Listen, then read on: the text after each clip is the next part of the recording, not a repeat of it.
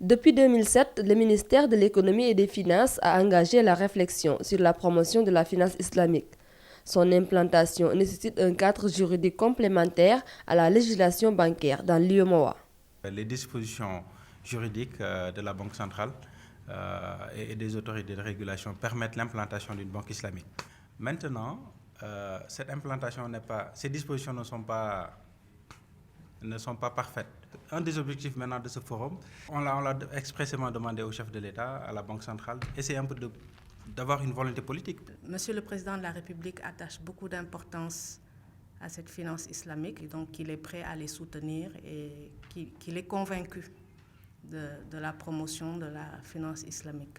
Au-delà du cadre réglementaire, la formation des ressources humaines, la sensibilisation sont autant de défis que la finance islamique devra relever. Mais il faudra lever l'équivoque selon laquelle elle est destinée aux musulmans.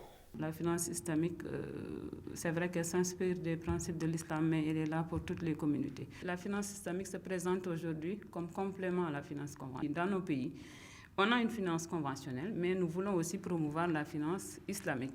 Et même mieux, dans certains pays, vous avez à la fois, dans une même banque, vous avez ce qu'on appelle la banque avec ses guichets conventionnels et des guichets finance islamique.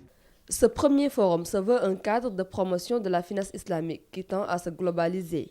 Les participants se pencheront sur les produits bancaires islamiques, le marché des capitaux appelé soukouk aux obligations islamiques et le takaful aux assurances islamiques, ce qui pose encore le défi du vocabulaire de la finance islamique qui combine des techniques financières et un volet religieux. L'UEMOA, un marché attractif pour les banques et institutions financières islamiques, enjeux et perspectives pour les investisseurs et clients potentiels. C'est cela, le thème de cette rencontre qui réunit ces responsables et experts de la finance islamique avec ces acteurs économiques et financiers publics et privés des pays de l'UEMOA. En présidant cette rencontre, le chef de l'État a tenu par cet acte à montrer son engagement pour la finance islamique, un engagement que le directeur de l'Institut africain des finances islamiques a magnifié en rappelant les propos du chef de l'État au cours de l'audience qu'il leur avait accordée dans le cadre de la préparation de ce forum.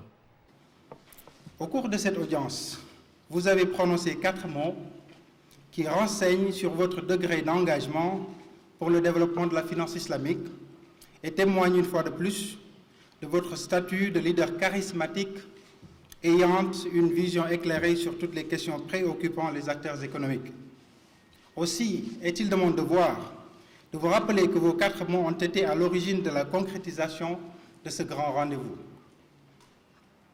En effet, lorsque nous vous avons fait part du projet de notre institut d'organiser ce forum pour promouvoir le développement de la finance islamique dans l'UEMOA, et de créer par ce biais un cadre de rencontre entre les institutions internationales de la finance islamique, les experts de la finance islamique, les institutions de l'UEMOA et ses différents acteurs économiques, publics et privés, vous nous avez répondu, je cite, « Vous prêchez en convaincu ».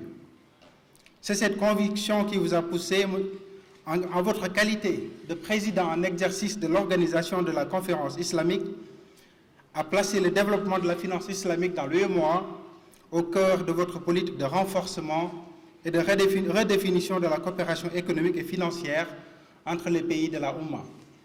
L'appui de la BID, la Banque islamique de développement, a été déterminant dans le cadre de ce forum. Toutefois, force est de faire remarquer que la BCEAO n'a pas été en reste en affirmant son ancrage à cette dynamique de finance islamique.